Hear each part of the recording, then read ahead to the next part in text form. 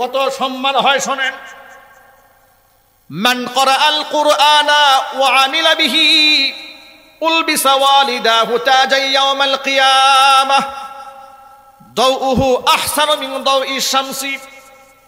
এই পৃথিবীতে যারা আল্লাহর কোরআন তেলাওয়াত করে, কোরআন পড়ে এবং সেই অনুযায়ী যারা আমল করে, কিয়ামতে তার বাবা এবং মাকে আল্লাহ নূরের তাজ পরাবেন, মুকুট পরাবেন, যে মুকুটের আলো পৃথিবীর সূর্যের চাইতে উত্তম হবে।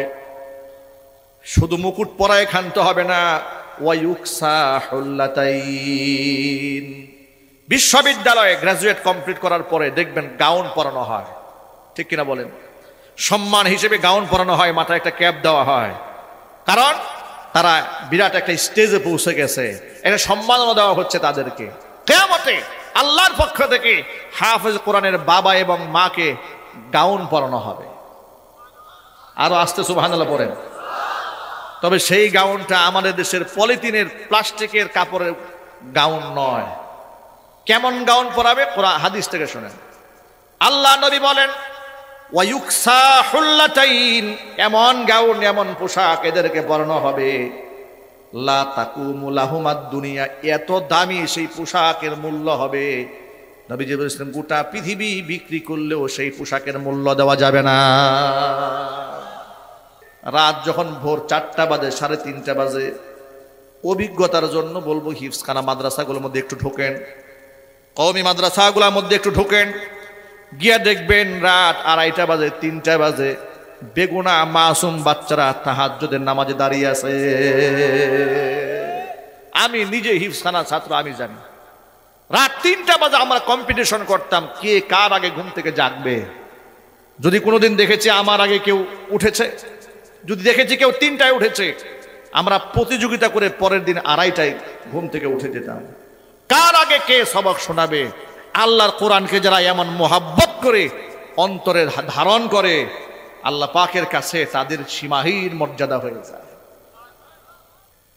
মানুষ আলহাকুমুত তাকাসুর হাত্তা যুরতুমুল মাকাবির, মানুষ প্রাচুর্যের অহংকার মানুষকে উদাসীন এবং গাফেল করে দিয়েছে। কথা বলতে হবে, ঠিক কিনা বলেন? মনে রাখবেন ভাইয়ের আমার, গাড়ি বাড়ি নারী সব থাকার পরেও তারা আত্মহত্যা করে মরতে চায় কেন?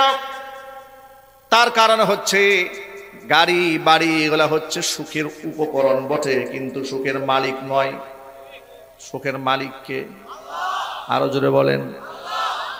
সুখের মালিক আল্লাহ রাব্বুল আলামিন। কোরআন বলেছে আলা বিযিকিরিল্লাহি তাতমাইন্নুল কুলুব।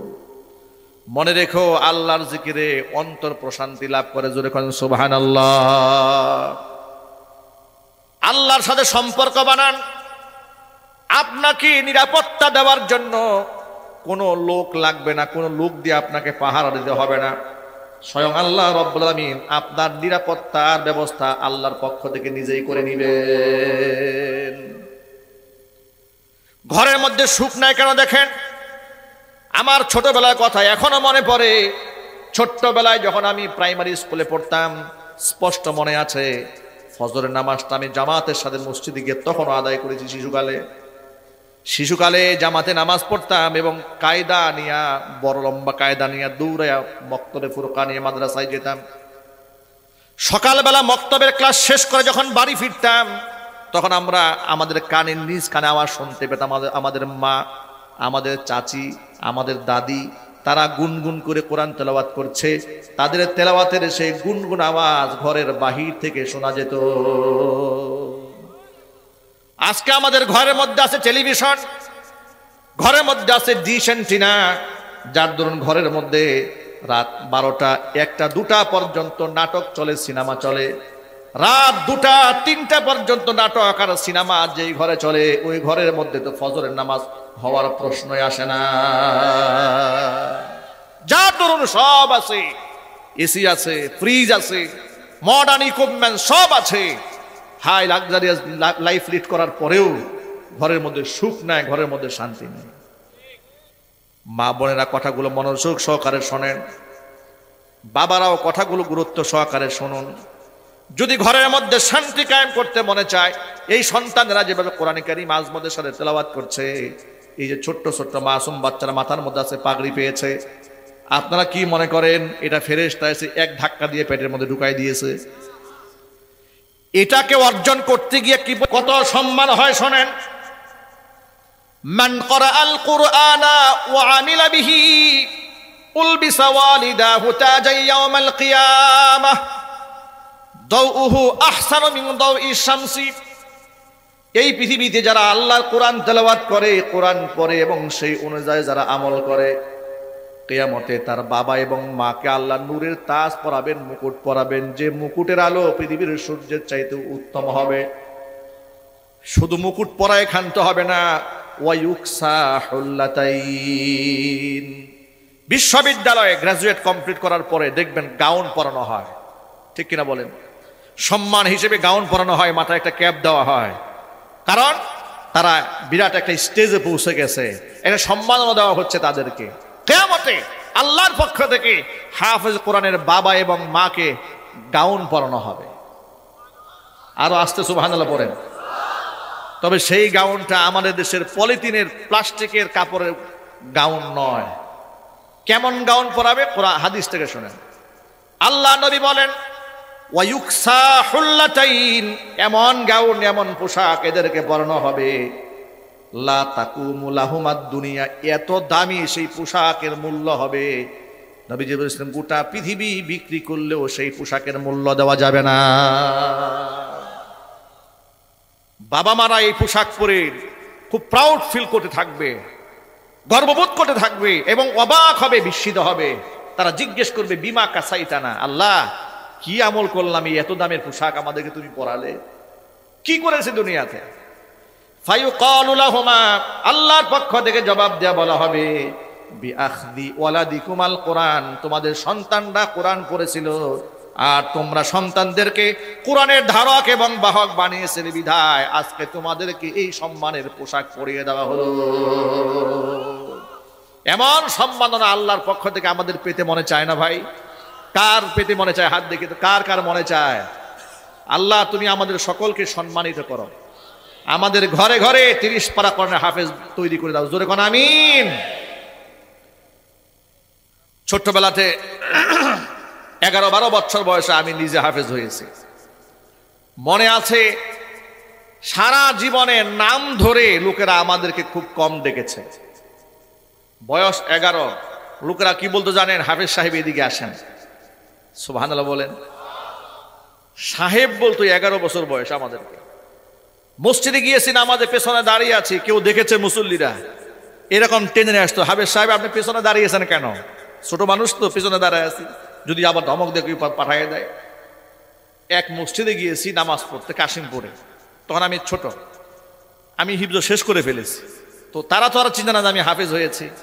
সামনের কাতারে বড় বড় মুসল্লিদের সাথে আমি আসরে নামাজে দাঁড়িয়েছি। পুরা কাতার কমপ্লিট হওয়ার পরে এক মুরব্বী আমাকে টান দিয়ে পিছনে দিয়ে দিচ্ছে। ছোট মানুষ সামনে দাঁড়াইছো কেন? নামাজে দাঁড়ানো অবস্থায় আমাকে টেনে পিছনে দিয়ে দিচ্ছে। তুমি ছোট মানুষ সামনে দাঁড়াইছো কেন? পিছনে দিয়ে দিয়ে চেনে নাই।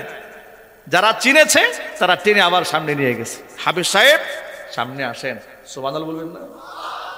আমি এটা আমার ক্রেডিট বর্ণনা করার জন্য বলি নাই, আল্লাহি ওয়া রাব্বিল কাবা। আবার কি ক্রেডিট থাকতে পারে?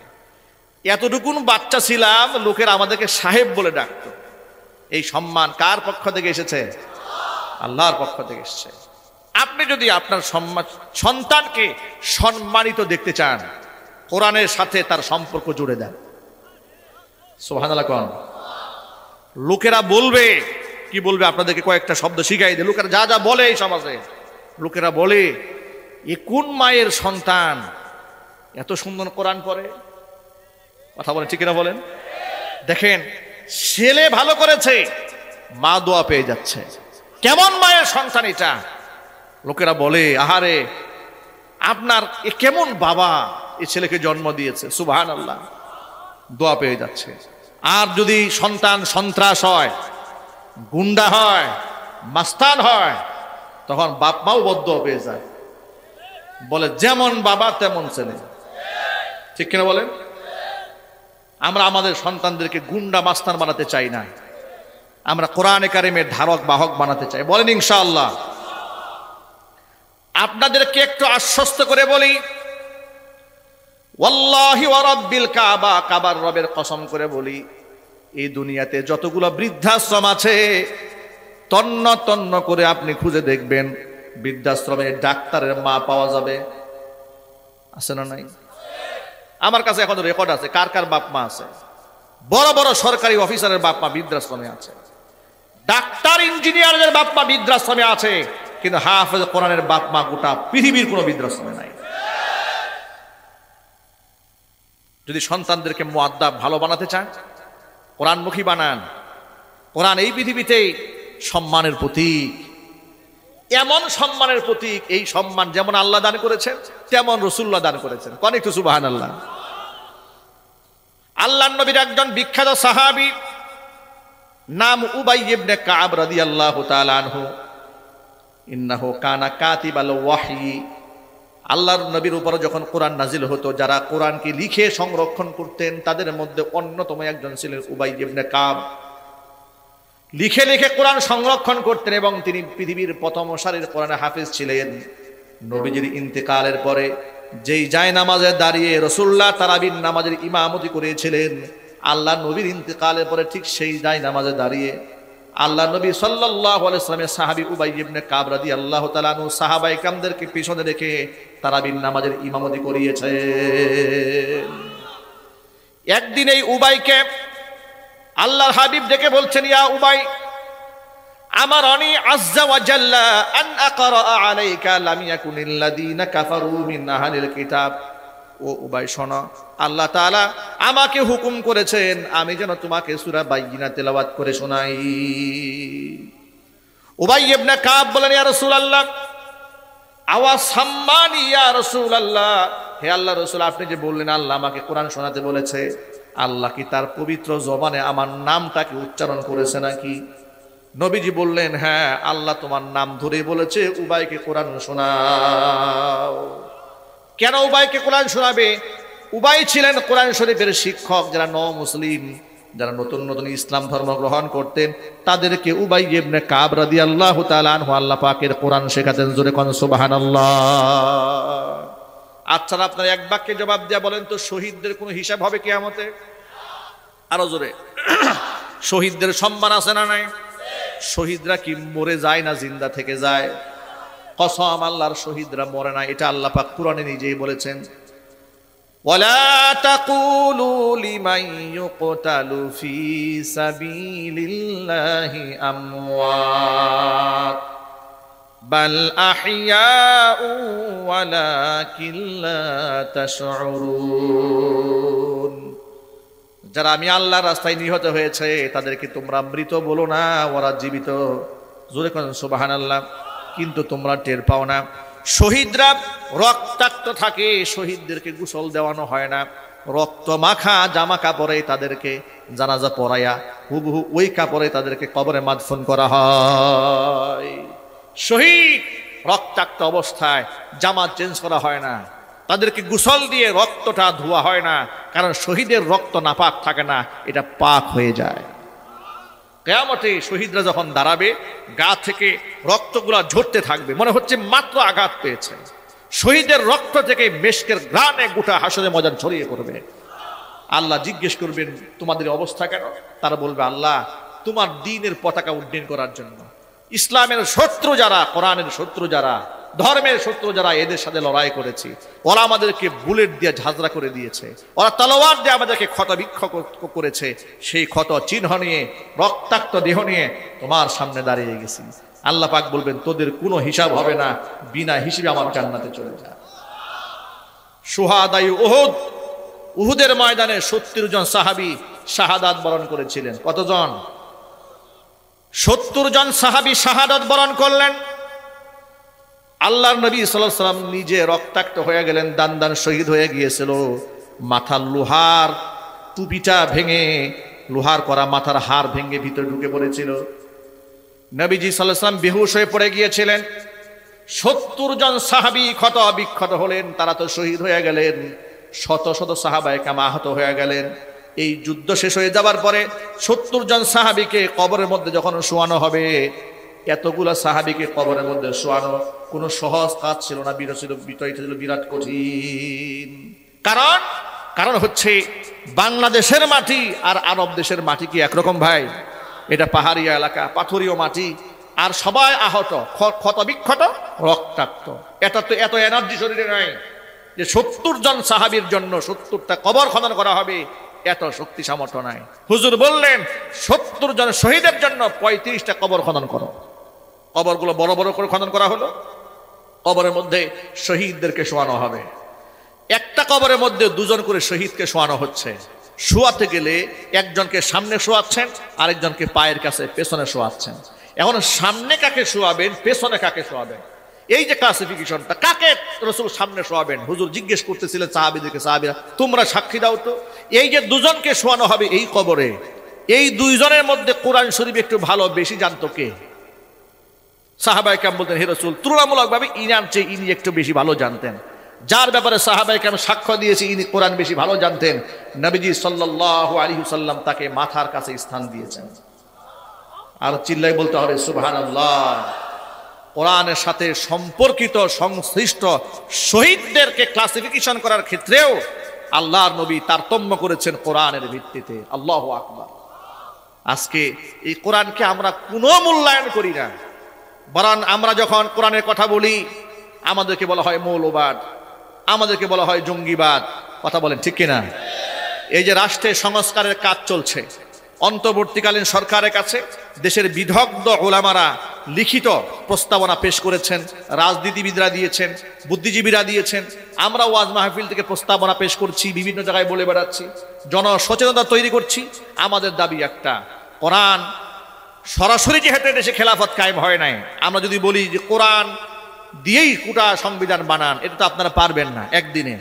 অন্তত পক্ষে সংবিধানের কোনো ধারা কোরআনের সাথে যেন সংঘর্ষ না থাকে। কথা বলেন ঠিক কিনা বলেন? কোরআন এবং সুন্নাহর সাথে সাংঘর্ষিক কোনো ধারা যদি বিগত জীবনে স্বৈরাচারীর আমলে কিংবা বিগত রাজনীতিবিদদের মাধ্যমে হয়ে থাকে, সেটা অটো বাতিল বলে গণ্য হবে। এভাবে ধারাগুলো প্রস্তুত করতে হবে।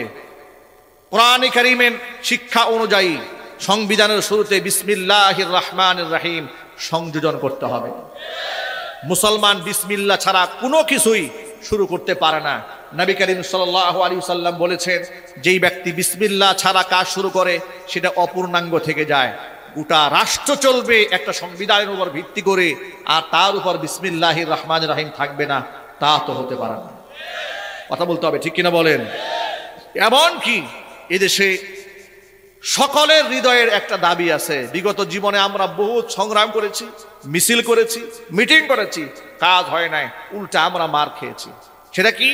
সেটা মুহাম্মদ সাল্লাল্লাহু আলাইহি ওয়াসাল্লামকে কেউ যদি গালমন্দ করে, কটাক্ষ করে, কোরআন সুন্নাহর বিরুদ্ধে যদি কেউ কথা বলে, তাহলে তার সর্বোচ্চ শাস্তি মৃত্যুদণ্ডের আইন করে তা বাস্তবায়ন করতে হবে।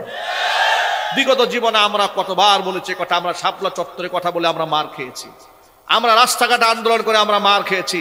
আমরা আর মার খেতে চাই না। মুসলমান শুধু মার খাবে না, মুসলমান প্রয়োজনে মার দেবে। এবার আল্লাহ কি শুধু মার খেতে বলেছেন? একটু চিল্লায় বলেন। আল্লাহ তাআলা কোরআন মাজিদে কি বলেছেন শোনেন, ইন্নাল্লাহা আশতারা মিনাল মুমিনিনা আনফুসাহুম ওয়া আমওয়ালাহুম বিআন্না লাহুমুল জান্নাহ। নিশ্চয় আল্লাহ তাআলা খরিদ করে নিয়েছেন ইমানদারদের কাছ থেকে তাদের জান এবং মাল, বিনিময় তাদেরকে জান্নাত দান করেছেন। এখন জান মাল আল্লাহর রাস্তায় আপনি কেমনে খরচ করবেন তাও আল্লাহ বলে দিয়েছেন। আল্লাহ বলেন, ইউকাতিলুনা ফি সাবিলিল্লাহ, তারা আমি আল্লাহর রাস্তায় তারা লড়বে। ফায়াকতুলুনা ওয়া ইউকতালুন, আমি আল্লাহর রাস্তায় লড়তে গিয়ে কুফফারদেরকে তারা মারবে, প্রয়োজনে তারা আমি আল্লাহর রাস্তায় মরবে। মরার কথা আল্লাহ পরে বলেছেন, আগে মারার কথা বলেছেন। সুতরাং প্রিয় যুবক ভাইদেরকে বলছে, যুবক ভাইরা আমার, যেহেতু আমরা মুমিন মুসলমান, ইমানের হালাতে দুনিয়া থেকে বিদায় নিতে চাই, কিন্তু আল্লাহর নবী কথা বলে দিয়েছেন, মাল্লাম ইয়াগজু ওয়ালাম ইউজাব্বিজ গাজিয়ান, যেই ব্যক্তি কোনোদিন জিহাদ করে নাই, জিহাদের সামানাও যোগায় দেয়নি, এমনকি মনের মধ্যে আল্লাহর পথে লড়ার সংকল্প করে নাই, ব্যক্তি যখন মারা যাবে মা তাআলা শাবাতিন মিনান নিফাক, মুনাফিক হয়ে মারা যাবে। যেই ব্যক্তির জিহাদের পরিকল্পনা অন্তরের মধ্যে থাকবে না, সেই ব্যক্তি মুনাফিক হয়ে মারা যাবে। এটা আমার বক্তব্য নয়, এটা কিতাবুল মাগাজিতে বুখারী শরীফের হাদিসের অধ্যায়ের মধ্যে এসেছে। নবী করিম সাল্লাল্লাহু আলাইহি সাল্লাম বলেছেন, যার মনের মধ্যে জিহাদের পরিকল্পনা নাই, ব্যক্তি যদি মারা যায় সে মুনাফিক হয়ে মারা যায়। যুবক ভাইরা, আল্লাহর পথে আগে কুফফারদেরকে মারতে হবে, এরপরে মরতে হবে। রাজি আছে কিনা? মনে রাখবেন, সাধারণ কাফের যারা, এখানে একটু ভুল বোঝাবুঝির ব্যাপার আছে। সাধারণ হিন্দু যারা, সাধারণ মুশরিক যারা, সাধারণ বৌদ্ধ খ্রিস্টান যারা, কিংবা ধর্মযাজক যারা, ধর্মের ভিন্ন ধর্মাবলম্বী যারা, এদের প্রতি ইসলাম তাদেরকে হত্যা করতে বলে নাই, তাদেরকে কাটতে বলে নাই, তাদের সাথে দুশ্মনী রাখতে বলে নাই, হৃদয়ঙ্গম করতে, একেবারে আন্তরিক বন্ধু বানাতে বারণ করেছে। কিন্তু তাদেরকে শত্রুতা ভাবাপন্ন হিসেবে তাদেরকে রাখতে বলা হয় নাই। শত্রুতা ভাবাপন্ন কাদের সাথে করতে বলা হয়েছে? যারা ইসলামকে খাটো করতে চায়, ইসলামকে ব্যান করতে চায়, ইসলামের শিক্ষাকে মূলোৎপাটন করতে চায়, আলেম ওলামাদেরকে হত্যা করতে চায়, মুসলমানদের মসজিদ ভেঙে দিতে চায়, মুসলমানদের আধিপত্য নষ্ট করে হিন্দুত্ববাদ কায়েম করতে চায়, তাদের সাথে আমাদের লড়াই বাকি আছে। কথা একটু বলতে হবে, ঠিক কিনা জুড়ে বলেন। আজকে আপনি আমি নিজেকে যতই গুটায় রাখতে চাই না কেন, জিহাদ, যুদ্ধ, এটা কিন্তু আমাদেরকে হাত ছানি দিয়ে ডাকতেছে। কথা বলেন, আপনি নিজেকে সেভ রাখতে পারবেন না। আপনার শত্রুরা বসে নাই, আপনি বসে থাকলেও আপনার শত্রুরা বসে নাই, ওরা যুদ্ধের প্রস্তুতি গ্রহণ করছে। কোরআন আমাদেরকে প্রতিনিয়ত বলে দিয়েছে, আইদ্দু লাহুম মাসতাতাতুম মিন কুওয়া, তোমরা কুফার শক্তিদের বিরুদ্ধে তোমাদের অস্ত্রবল নিয়ে রেডি থাকো, প্রস্তুতি গ্রহণ করে থাকো। নির্দেশনা কে দিয়েছেন? আরো জোরে বলেন। সেই মুসলমানের আজকে ভুরি বুঝ ছাড়া আর পেট পূজা ছাড়া সেই মুসলমানদের আর কোনো কাম নাই। অবস্থা এমন হয়েছে, কিসের জিহাদে যাবে? এত মসজিদে নামাজই পড়ে না। কথা বলতে হবে, ঠিক কিনা বলেন। মসজিদে তো নামাজেই যায় না, সে জিহাদে যাবে কেমনে? সুতরাং যুবকেরা প্রস্তুতি গ্রহণ করেন, আল্লাহর পথে লড়তে হবে, আল্লাহর পথে সংগ্রাম করতে হবে। গোটা বাংলাদেশ দ্বিতীয়বারের মতো স্বাধীনতা অর্জন করেছি, এবার আরেকটা স্বাধীনতা অর্জন করতে হবে ইসলামের জন্য। গোটা বাংলাদেশ কোরআন সুন্নাহ দিয়ে পরিচালিত হবে। একেবারে রান্নাঘর থেকে শুরু করে সংসদ ভবন পর্যন্ত প্রত্যেকটা জায়গায় আল্লাহ পাকের কোরআন দিয়ে দেশ চলবে। চান কিনা দুহাত দেখতে চায়?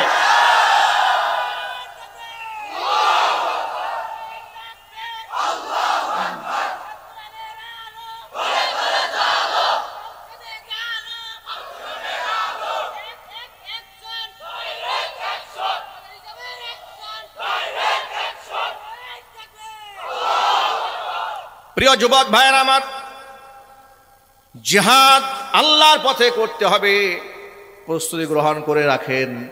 আর আল্লাহর পথে তারাই লড়তে পারবে যাদের ঈমান শক্তিশালী।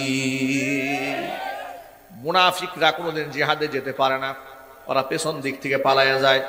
পৃথিবীর ইতিহাসে যুগ যুগ ধরে এটাই লেখা আছে, নবী করিম সাল্লাল্লাহু আলাইহি ওয়াসাল্লামের সময়ও মুনাফিকরা জিহাদ করে নাই।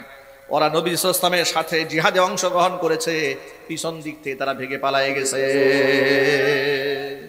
মুনাফিক হওয়া যাবে ভাই? ঈমানদার হতে হবে।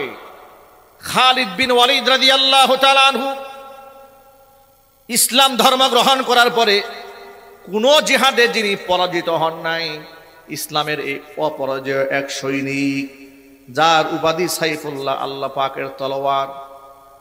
বৃদ্ধ বয়সী বিছানায় শুয়ে বার্ধক্যজনিত রোগে আক্রান্ত হয়ে জীবনের শেষ সায়ান্নে সে চোখের পানি ছেড়ে কান্না করে নিজের স্ত্রীকে ডেকে ডেকে বলছে, প্রিয়তমা স্ত্রী, আমার পায়ের পাতা থেকে শুরু করে একেবারে মাথার তালু পর্যন্ত একটু মেহেরবানি করে চেক দিয়ে দেখো তো যে গোটা দেহের এখনো কোনো অঙ্গ বাকি আছে নাকি যেখানে জিহাদের ময়দানের আঘাত নাই। স্ত্রী একেবারে পায়ের পাতা থেকে শুরু করে মাথার তালু পর্যন্ত পুরোটা চেক দিয়েছে। বলে, প্রিয়তমা স্বামী, আপনার শরীরে একটা অঙ্গও বাকি নাই যেখানে আপনি আঘাত খান নাই। সুবহানাল্লাহ। কোন আল্লাহর কাছে দুইটা চিহ্ন বড় প্রিয়। একটা চিহ্ন হচ্ছে নামাজ পড়তে পড়তে যে কপালে দাগ হয়ে যায়, সীমাহুম ফি ওয়ুজুহিহিম মিন আতারিস সুজুদ, সিজদা করতে করতে কপালে সিজদার দাগ। আরেকটা হচ্ছে জিহাদের ময়দানে ক্ষত বিক্ষত হওয়ার দাগ। এই দুটো দাগ আল্লাহর কাছে বড় প্রিয়। খালিদ বিন ওয়ালিদ তার স্ত্রী তাকে ডেকে বলছেন, আপনার এমন একটা অঙ্গ নাই যেখানে আঘাতের চিহ্ন নাই, সব জায়গায় আঘাতের চিহ্ন আছে। এবার খালিদ বিন ওয়ালিদ বললেন, শোনো তাহলে, ইসলাম ধর্ম গ্রহণ করার পর থেকে সব সময় সেনাপতির দায়িত্ব গ্রহণ করে সামনের কাতারে চলে যেতাম, সবার সামনে থাকতাম। যেখানে মুসলমানরা বেশি বেশি শাহাদাত বরণ করছে, শহীদ হওয়ার তামান্না নিয়ে আর তলোয়ার হাতে নিয়ে সেখানে ঝাঁপিয়ে পড়তাম। কিন্তু আল্লাহ পাকের রহমত আমার উপরে এমন ভাবে বর্ষিত হতো, আমার তলোয়ারের সামনে কোনো কুফাররা টিকতে পারতো না, টুকরা টুকরা হয়ে তারা পরাজিত হয়ে যেত। কোনো জিহাদে আমি ঘায়েল হতাম না, আমি আঘাতপ্রাপ্ত হয়েছি কিন্তু আমি গাজী হয়ে ফিরেছি। জোরে বলেন সুবহানাল্লাহ। স্ত্রীকে ডেকে বলে, শুধু আমার মনে একটা কষ্ট। প্রিয়তমা স্ত্রী ডেকে বলছে, আপনার মনে কিসের কষ্ট? আপনার, আপনি এত বড় সাহাবী, আপনার প্রতি নবীজি সাল্লাল্লাহু আলাইহি ওয়াসাল্লাম এত সন্তুষ্ট ছিলেন, আপনার মনে এত কষ্ট কেন? খালিদ বিন ওয়ালিদ বলেন, শাহাদাতের তামান্না নিয়ে সব সময় সামনের সারিতে থাকতাম, কিন্তু আল্লাহ আমাকে শহীদ হিসেবে মঞ্জুর করলেন না। আজকে বার্ধক্যজনিত অবস্থায় ধুকে ধুকে আমি মরতেছি, আমার মনে এটাই কষ্ট। স্ত্রী জবাব দিয়ে বলে, প্রিয়তমা স্বামী, আপনার নাম কি? বলে, আমার নাম খালিদ বিন ওয়ালিদ। আপনার নামের উপাধি কি? বলে, আমার নামের উপাধি হচ্ছে সাইফুল্লাহ। বলে, সাইফুল্লাহ মানে কি? সাইফুল্লাহ মানে হচ্ছে আল্লাহর তলোয়ার। তাহলে এবার আপনি বলেন, আপনি কেমনে পরাজিত হবেন? কেউ যদি আপনাকে হত্যা করে, আপনাকে টুকরা করে ফেলে, তাহলে সে তো আল্লাহর তলোয়ারকেই টুকরা করে ফেললো। আপনি আল্লাহ পাকের সেই বিজয়ী সৈনিক, আল্লাহর সেই তলোয়ার, আল্লাহর তলোয়ারকে ভাঙতে পারে এমন তলোয়ার পৃথিবীর আবিষ্কৃত হয় নাই। চিল্লাবেন আল্লাহু আকবার। ঘটনা থেকে সবক দিয়েছি আপনাদের সামনে। খালিদ বিন ওয়ালিদ মৃত্যু শয্যায় শায়িত হয়ে শহীদ কেন হলেন না, এই জন্য চোখের পানি ছেড়ে কান্না করছেন। প্রত্যেকটা মুমিন মুসলমানের উচিত আল্লাহর পথে শহীদ হওয়ার জন্য তামান্না অন্তরের মধ্যে পোষণ করা। শহীদি মৃত্যু যদি না হয় তাহলে কি দিয়ে মরতে হবে? লক্ষ্য করেন, হয়তো ডায়াবেটিসে আক্রান্ত হয়ে কিডনি পচে মারা যেতে হবে, না হয় হার্ট অ্যাটাকে মারা যেতে হবে, না হয় সড়ক দুর্ঘটনায় মরতে হবে। কথা বলেন। না হয় কিডনি পচে নষ্ট হয়ে যাবে, না হয় হার্ট ব্লক হয়ে যাবে, কোনো না কিছুতে আক্রান্ত হয়ে হয়তো মরতে হবে। কিছু না কোনো একটা উসিলা ধরে তো আমাকে দুনিয়া থেকে বিদায় হতেই হবে। দুনিয়া থেকে চলে যেহেতু যেতেই হবে, আমার মনের তামান্না রাখা উচিত, আল্লাহ তুমি আমাকে তোমার পথে শহীদ হিসেবে মঞ্জুর করে নাও। নবী করিম সাল্লাল্লাহু আলাইহি ওয়াসাল্লাম একদিন বসে আছেন, হুজুরকে অমুসলিমদের পক্ষ থেকে, মুশরিকদের পক্ষ থেকে একটা চাদর হাদিয়া দেওয়া হয়েছে। আচ্ছা আপনারা বলেন তো, এই পৃথিবীতে আল্লাহ রসুলের চাইতে সুন্দর মানুষ ছিল নাকি? আরো জোরে বলেন। এত সুন্দর তিনি ছিলেন। মা আয়েশা রাদিয়াল্লাহু তাআলা আনহা বলতেন যে, এই পৃথিবীতে সকালবেলা সূর্য উদিত হয়, পৃথিবী আলোকিত হয়। আমার ঘরে একটা সূর্য আছে, এশারের পরে উদিত হয়। আর চিল্লা এখন সুবহানাল্লাহ। আচ্ছা, এত সুন্দর একটা মানুষ এত চমৎকার একটা চাদর গায়ে দিয়েছে, সেই চাদরের মধ্যে রেশমের কাজ করা, রেশমের কাজ করা। এমনিতেই সুন্দর রসুল, আবার গায়ে দিয়েছে চমৎকার একটা চাদর। কেমন লাগতেছে একটু আন্দাজ করেন, একটু কল্পনার জগতে যান। ঠোঁটটা গোলাপের পাপড়ির মতো, গালটা এরকম। সাহাবায়ে কেরাম বলেছেন, যখন তিনি রাগ হতেন, আহমাররাত ওয়াজহা, চেহারায় এমন লাল হতো মনে হতো আঙুরের রস চিপড়ায় চেহারার মধ্যে ঢেলে দেওয়া হয়েছে। কুচকুচে কালো চুল, বাবরি চুল, একেবারে মুখ ভর্তি দাড়ি, নাভি থেকে শুরু করে এই পর্যন্ত চিকন একটা পশমে রেখা ছাড়া শরীরে কোনো পশম নাই। এত চমৎকার একটা চেহারার মানুষ বসে আছেন, গায়ের মধ্যে রেশমি চাদর পরা। সাহাবায়ে কেরাম রাসূলের এই দৃশ্য দেখে চাদরখানা হাতে নিয়ে এরকম ডলতে থাকলেন, বলতে থাকলেন, হে রাসূল, এত সুন্দর চাদর, জীবনে তো এরকম সুন্দর চাদর দেখি নাই। সাহাবায়ে কেরাম রাসূল সাল্লাল্লাহু আলাইহি ওয়াসাল্লাম বুঝতে পারলেন সাহাবীদের মন চাদরের প্রতি একটু ঝুঁকেছে। হুজুর তখন বললেন, লামানাদিলু সা'দ ইবনে মুআয ফিল জান্নাতি আফদালু মিন হাযা।